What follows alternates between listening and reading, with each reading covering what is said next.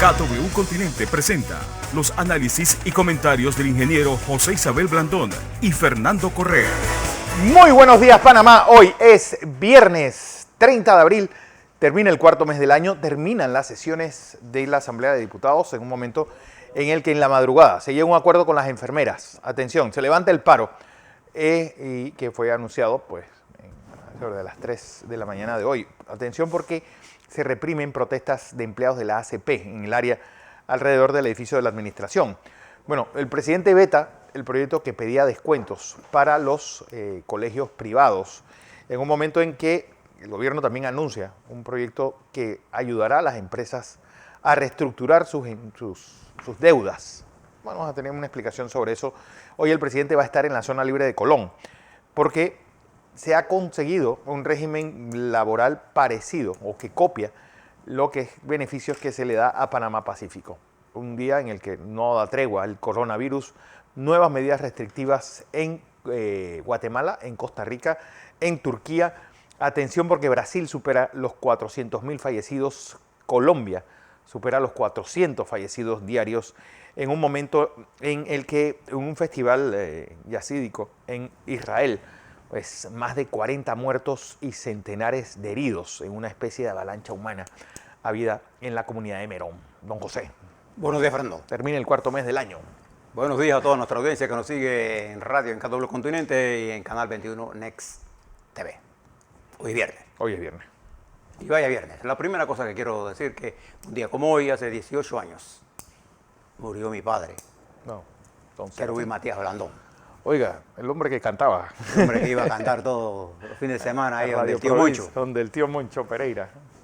Pero también quiero aprovechar a nombre de nuestro colectivo, enviarle nuestra solidaridad al embajador de Israel y a todo el pueblo de Israel y a la comunidad judía. La comunidad judía que vive con nosotros por la trágica situación por la que está ocurriendo allá en el norte, en la provincia de Merón. En la ciudad, en donde una avalancha, fue una estampida. Una estampida. Producto de, algunos dicen que se cayó parte de un edificio, otros que en una escalera la gente comenzó a gritar y se cayeron y comenzaron a salir huyendo. No hubo ningún tipo de atentado, fue un accidente. El primer ministro, Benjamín Netanyahu, expresó su pesar, su dolor y elevó sus plegarias por los muertos. 40 personas murieron ahí, centenares de heridos.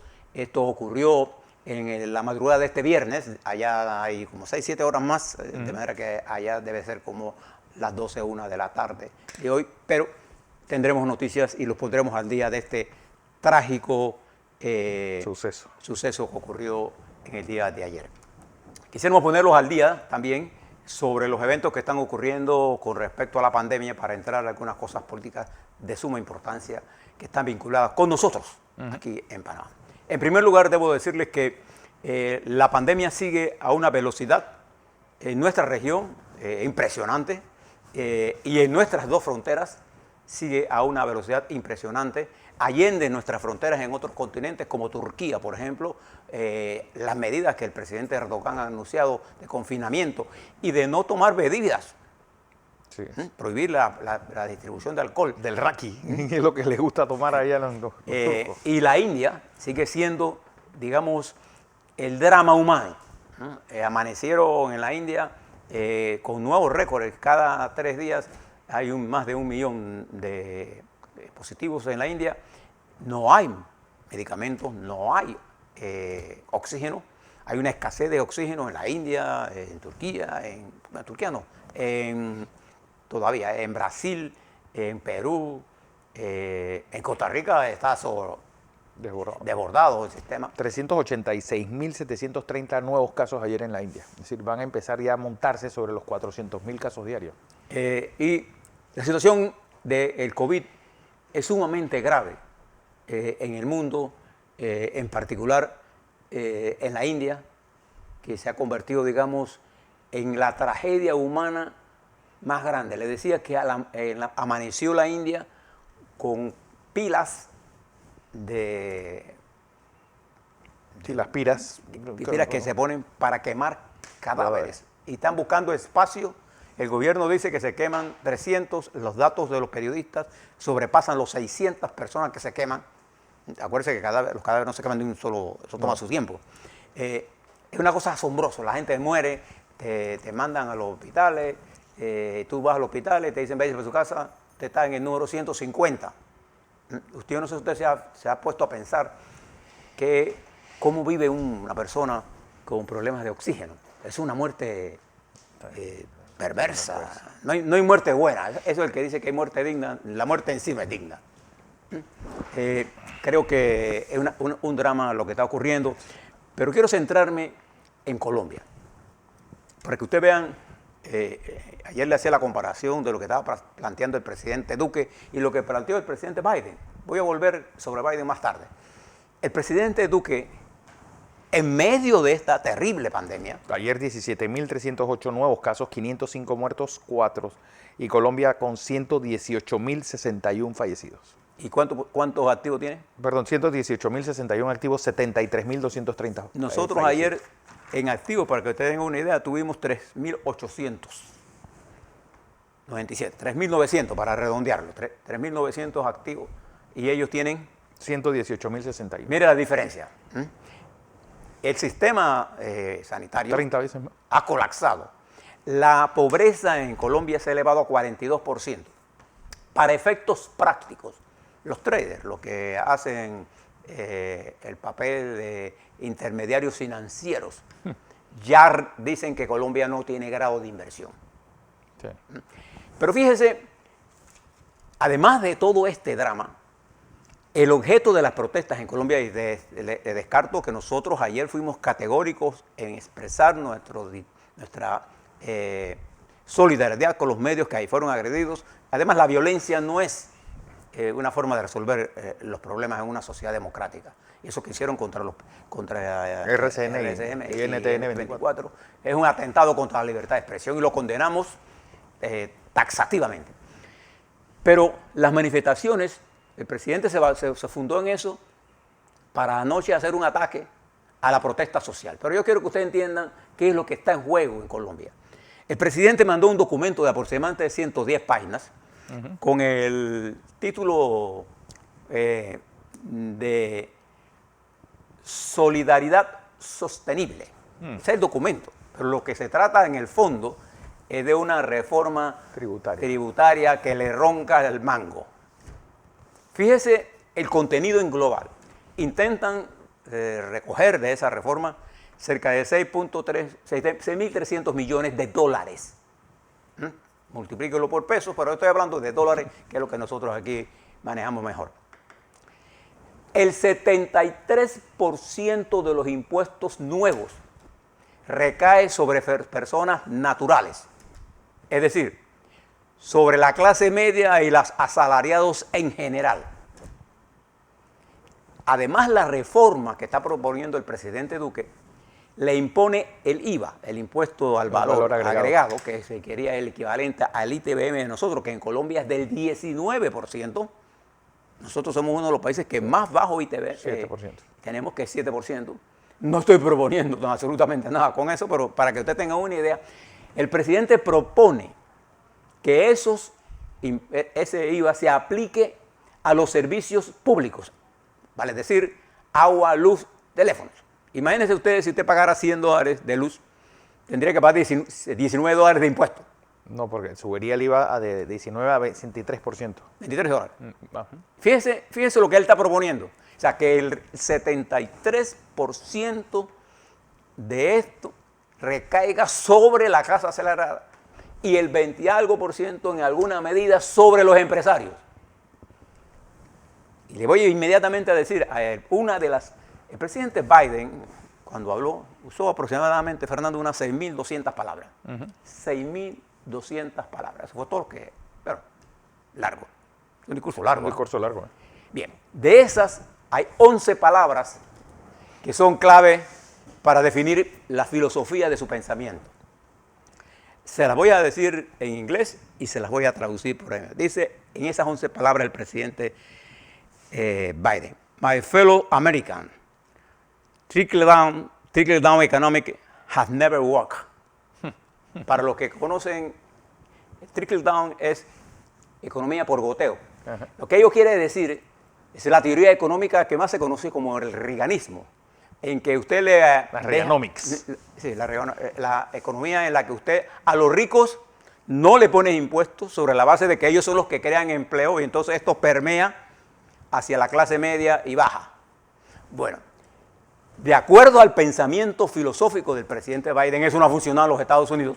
Es la razón por la que en los Estados Unidos la concentración de la riqueza está allá arriba, en el gran capital financiero, en los grandes multimillonarios, que su riqueza es hasta repugnante. Sí, insultante. Insultante es la palabra correcta, ¿no?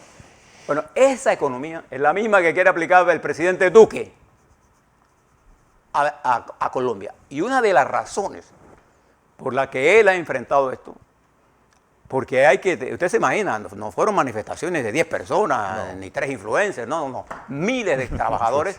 Lo que dañó la manifestación fue la violencia. El presidente se monta en la violencia que todos condenamos, pero no va al fondo del problema y no retira. Estoy abierto, dice él. Pero ¿cómo usted puede estar abierto a discutir un tema en la que el 73% de los ingresos de esa reforma tributaria recae sobre los que tienen ingresos en la fuente? Y usted le va descontando. Pero a los que tienen los multimillonarios, a esos no. ¿Qué le parece? Bueno, esto es parte del problema que hay en Colombia. Pero además de eso, en este problema del COVID, se unen nuevos países. Turquía, que es un país de más de 100 millones de habitantes. No estamos hablando de cualquier país. Y el drama de la India, unido ahora al drama de Brasil, en donde Brasil, el ente regulador, yo equivocadamente ayer dije el presidente Bolsonaro, el ente regulador de Brasil rechazó la vacuna de Sputnik 5, cuando Brasil lo que necesita son vacunas. Y los promotores de la vacuna, los que diseñaron y producen la vacuna Sputnik 5, han presentado o van a presentar una demanda contra el director del ente regulador brasileño porque ayer alegan ellos que sus argumentos son falsos para rechazar la vacuna. En el fondo, en Brasil, cuando usted, en vez de ver el problema sin matices ideológicos, sino ve el problema como es, entonces usted pone, es fácil entonces decir estos de derecha, los rusos no, los chinos no, los cubanos no. Aquí hay un problema de salud pública. Y la vacuna, que la mejor vacuna es la que está disponible. Eso, para ponerse en su brazo. No la que existe en otras áreas. Entonces, esto ha generado una situación, una guerra por la vacuna. Al la India estar en esta situación, el problema de la disponibilidad de la vacuna, Fernando, se ha convertido en un problema grave. Hay cerca de 1.150 millones de personas vacunadas. Los Estados Unidos marca una velocidad muy buena. Israel ya tiene inmunidad de rebaño con todo lo que ha vacunado y por eso este evento que se hizo es el primer evento multitudinario que se hace en Israel desde que inició esta pandemia. Y lo hicieron y lo autorizaron precisamente porque ellos tienen la inmunidad de rebaño. Sus consecuencias no lo sabemos, pero por eso lo hicieron. Le explico todo esto porque en Costa Rica, nuestro otro vecino, la situación es muy grave. ¿Usted tiene por ahí la...? Sí, aquí está. Costa Rica hoy, bueno, yo creo que toda Centroamérica está pues, cruzando los dedos. Costa Rica tuvo ayer 2.781 casos, tuvo 15 fallecidos, tiene 42.572 casos activos con 3.217 fallecidos en lo que va de la pandemia. Y fíjese que este es un país, hermano nuestro, en la que, yo no sé si ustedes conocen bien la frontera tica panameña es una frontera permeable. Sí. La gente tica pasa a comprar en Panamá cosas baratas, más baratas que en tica. Por ejemplo, ¿qué cosas compran ellos? Tanque de gas. ¿Qué cosas nosotros compramos del lado de la frontera ya? Productos agroquímicos, que son más baratos en Costa Rica que en Panamá, los mismos. Entonces hay una frontera fluida. Sí, igual que hay una migración grande de cosechadores de café. Sí, migración, es una frontera de los dos lados, tanto del lado Pacífico como del lado Caribe. Tico y no sé, exactamente, de los dos lados. Es una frontera permeable. Y es por eso que el Ministerio de Salud ha tomado la decisión de ampliar la vigilancia, pero es bien complicado la vigilancia en una frontera permeable de esa longitud, porque es casi imposible controlar puesto por puesto. Y hay rutas que se saben los que hacen cosas normales y hay cosas que los que hacen cosas ilegales la conocen, son rutas casi platamente desconocidas. Entonces los panameños debemos tener conciencia de ese problema que está ocurriendo en el hermano país y ayudar en lo posible. Y la mejor forma de nosotros ayudar es mantener el control nosotros de la pandemia en Panamá. Para que cuando ellos se recuperen, y esperamos que lo hagan pronto, ¿no así? Nosotros no estemos entonces con el problema porque entonces nosotros vamos a contagiarlos a ellos. Ve la interconexión, por eso se llama pandemia. O salimos todos o nos fregamos o todos. nos salimos todos fregados. ¿No? Porque hay, por ejemplo, nuevas variantes del virus. Está el E37 que les dije, en Ecuador la situación es complicada. Y entonces... Una nueva cepa en la India también. Bien. Si hablamos un poco de política, Fernando. Ayer en Perú, Pedro Castillo, el candidato, uno de los candidatos de izquierda, el candidato de la izquierda, mejor dicho, sufrió un colapso respiratorio. ¿Qué es exactamente lo que le pasó? No tenemos una información detallada, pero tuvo problemas respiratorios. Ahora, puede ser por el calor, puede ser por cualquier tipo de alergia, no sabemos qué pasó. Pero este es un tema que está en el debate en la campaña de Perú. La campaña en Perú, que recuerde que hay elecciones el 6 de junio, hoy se encuentra dominada desde el punto de vista de las encuestas por una gran diferencia por Castillo contra Fujimori, Keiko Fujimori.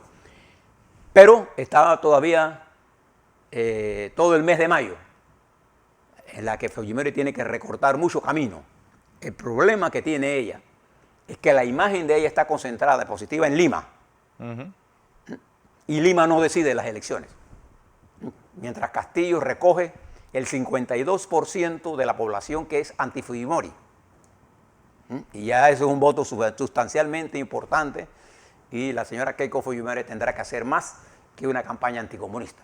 Tendrá que hacer mejores y más propuestas. Eso lo vamos a ver en los próximos días. Pero Perú, en el marco de este proceso electoral, se encuentra en una de las situaciones económicas más serias, ¿no? Con un incremento sustancial de la pobreza, igual que en Colombia, igual que nosotros Igual aquí. todos. ¿No? Y con un problema económico serio, con un presidente que prácticamente no funciona, y menos en un proceso electoral, con unos planteamientos que complican la vida. Mire usted ahora en Chile, ¿cómo afecta a Chile, que es Chile el quinto usuario del Canal de Panamá? Chile, después de la decisión de repartir el 10% de los fondos de pensiones, el Banco Central anuncia medidas especiales y los organismos internacionales estudian el efecto de todo esto en la economía y finanzas chilena. El peso chileno ayer sufrió duramente. De manera que en el mundo, Brasil ni se diga, en Perú, en Venezuela, Colombia, Uruguay, la pandemia es como si hubiera todas las curvas de nosotros, comenzando el pico aquel, ¿se acuerda? De julio o de enero. O de enero. Se puede virar y decir que esos ellos ahora y nosotros somos el final. Bien. 708,60 se estaba... En el nivel mundial, ¿cómo estamos, Fernando? Pues se estaba cotizando ayer el peso chileno. Recordemos que siempre estuvo una barrera de los 600 pesos por dólar. En el mundo amanecemos hoy con 151.509.584 casos totales, con 3.196.530. 3.2 millones muertos. 30 fallecidos. Hay 33.364.967 casos activos. Una tasa de letalidad mundial de 2.11. Nosotros tenemos la tasa de letalidad en 1.71. Pero lo importante para nosotros es que el número de recuperados de la República de Panamá se mantiene en 97,2. Y el número de casos activos en Panamá se mantiene en 1.1 con 3.900, para redondeárselo, son 3.897. Pero... Y hay que seguir insistiendo en el caso hondureño. Siguen, pues, ya están rozando los 130.000 casos activos tienen 127.298. Ayer tuvieron 1.586 nuevos casos con 38 fallecidos. Y recuerde que este virus, ¿con qué virus estamos luchando? Estamos contra un virus que tiene una gran capacidad de adaptabilidad a la guerra que le estamos dando. ¿Qué es la adaptabilidad para un virus en términos epidemiológicos? Es su capacidad de poder variar su estructura molecular para adaptarse a las nuevas situaciones adversas a su reproducción. Recuerde que el virus, para reproducirse, necesita de sus células. Él necesita penetrar en su cuerpo para poder replicarse con usted. Entonces, la vacunación es un elemento importante para usted. ¿No? Todo el que le recomienda a usted que no se vacune le está diciendo una cosa que no es buena. Usted tiene que vacunarse. Entonces, en ese proceso, nosotros tenemos que prestar atención a la vacunación, que en Panamá tiene un mecanismo bastante bueno. Hay personas que se están dejando de vacunar. ¿Eh? Sí. Bien. Pero ayer ocurrió una cosa, Fernando, ¿y por qué y cómo el virus actúa dentro de nosotros? ¿Dónde ataca? Las mucosas. ¿Y dónde se aloja fundamentalmente? Los pulmones. Bien. Fíjense el documento que tengo aquí. Este es un documento de la Oficina de Drogas y Alimentos de los Estados Unidos. Los tomé de una publicación que hizo la cadena americana ABC. Está en inglés, le voy a hacer una traducción libre. La FDA, o sea, la Administración de Drogas y Alimentos de los Estados Unidos, impulsa la prohibición del mentol en los cigarrillos. Y dice así: la Oficina de Drogas y Administración tiene entre sus planes prohibir el mentol y cualquier sabor en los cigarrillos como un paso importante para para disminuir la cantidad de enfermedades que son prevenibles y bajar el número de muertos. La FDA dice que los productos que tienen sabores, incluyendo el mentol, son mucho más atractivos a los niños y a los jóvenes adultos, porque enmascaran el sabor desagradable y fuerte del cigarrillo. Cerca de 18,6 millones de fumadores de mentol, de cigarrillos de mentol, hay en los Estados Unidos, de acuerdo a la FDA. Con estas acciones, la FDA ayudará significativamente a reducir la iniciación de los jóvenes en el incremento de las oportunidades para cesar de fumar entre los actuales fumadores. ¿Qué es lo que la FDA ha dicho, corroborado con los estudios que se han hecho y que Panamá también ha planteado? Que el mentol no solamente enmascara, y se dice, no, el cigarrillo con mentol es más largo, así como dicen del cigarrillo electrónico. ¿Y por qué esto es importante en la pandemia? Porque esto salió ayer en forma repetida en los Estados Unidos, y ayer el periodista, el comentarista y el gran amigo Juan Carlos Tapia, en un formidable programa que hizo ayer refiriéndose a este tabaco. Lo felicito a Juan Carlos por sus excelentes planteamientos con respecto al tabaco. En este caso en particular, si usted lo traduce, en medio de esta pandemia, lo que nosotros debemos estar claros, esto tuvo un efecto en la bolsa con las acciones de las tabacaleras, que cayeron, producto de esto. Porque ahora, el argumento que yo les hablaba ayer, que está usando la tabacalera de que el cigarrillo no es tan malo, el electrónico, como el otro, los dos son malos, sin un busque de nicotina. Y en Panamá se prohíbe la comercialización de la cigarrillo electrónico, y hay dos diputados, Rosas y Zúñiga, una diputada y un diputado, que están impulsando que se entre a debate el levantamiento de esa prohibición. En medio de la pandemia, yo les sugiero a la señora diputada, al señor diputado, que se lean estos artículos, que se lean los informes de la FDA, porque el argumento que escuché de la diputada era el argumento que usa la tabacalera. Sí. Al final de lo que quiero plantearles en esto es que estamos frente a ¿por qué la FDA hace en este momento esto? Porque esto está para apelar ¿a quién? A los jóvenes. ¿Dónde se está vendiendo el cigarrillo electrónico en la República de Panamá? En las escuelas. yo creo que ustedes conozcan esto, porque el tabaco, aparte de que es un impulsador de hacerlo usted susceptible al ataque del virus, además es responsable de otras enfermedades. Y el tabaco calentado es tabaco. Algunas otras cosas en el plano político. En Chile, el presidente Sebastián Piñera, con un índice de popularidad tan bajo como el presidente Sagasti de Perú, ha sido demandado ante la Corte Internacional de Justicia de La Haya por crímenes de lesa humanidad por los actos ocurridos en el 19. En el 19, el diciembre del 19. Y esto se añade a una serie de problemas de estabilidad política en Chile que le va a hacer mucho daño a Chile y que lo va a pagar toda la población. La caída de la descalificación de Chile, la incertidumbre que genera todo esto, la pérdida que tuvo el presidente que con razón económica decía, calma que no nos gastemos hoy lo que mañana vamos a necesitar. Él tenía en su lógica pero no hay lógica ya. Él ha sido sobrepasado y su capacidad, estoy hablando de un hombre bien preparado, no estoy hablando, Fernando, usted puede estar pensando que este es un hombre empresario, es un hombre exitoso y bien preparado. Bueno, ha perdido capacidad de gobernabilidad. Y la institucionalidad en Chile está seriamente amenazada. Igual que en Ecuador, igual que en Perú, igual que en Colombia, igual que en Venezuela, bueno, ni hablar de eso. Preste la atención a lo que está ocurriendo en esto. Y además súmele esto ahora, este otro evento en Gran Bretaña.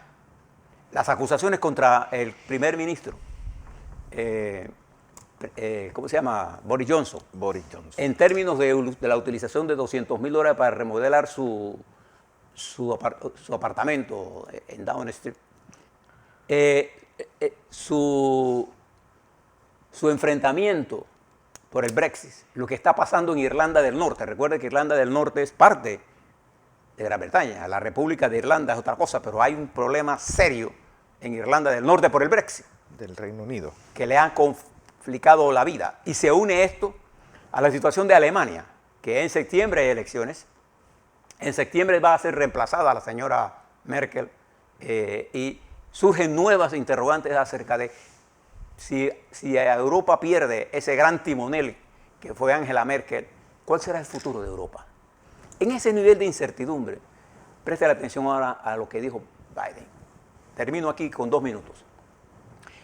8 de cada 10 norteamericanos en las encuestas post-discurso encontraron el discurso de Biden, lo consideraron el discurso correcto. Por eso que cuando el senador republicano Scott contestó, dijo, claro que el mensaje fue bien planteado. 8 de cada 10 norteamericanos estuvieron de acuerdo con ese discurso. Ese es un discurso progresista, que por primera vez un presidente de los Estados Unidos, de hace varias décadas, no por primera vez, de hace varias décadas, plantea con claridad que esta teoría del Reaganomics no está funcionando y plantea una posición económica más progresista.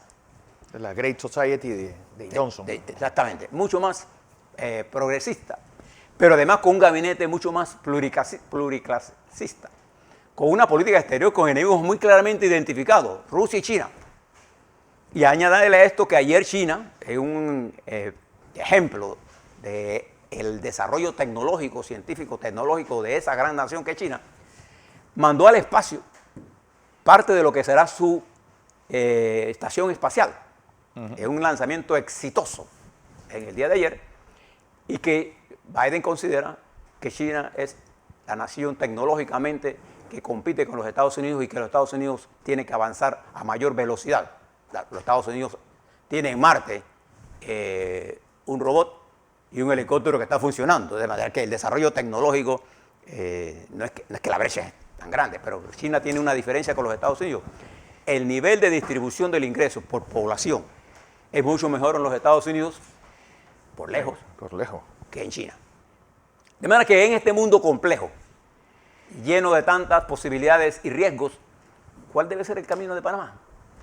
A la vuelta un poco de eso, primero hablamos del COVID, de la distribución de las medicinas se terminó la huelga de las enfermeras. Tenemos problemas de seguridad, tenemos problemas políticos que impiden consensuar puntos de vista para impulsar el desarrollo nacional. A la vuelta a eso y más. Así es.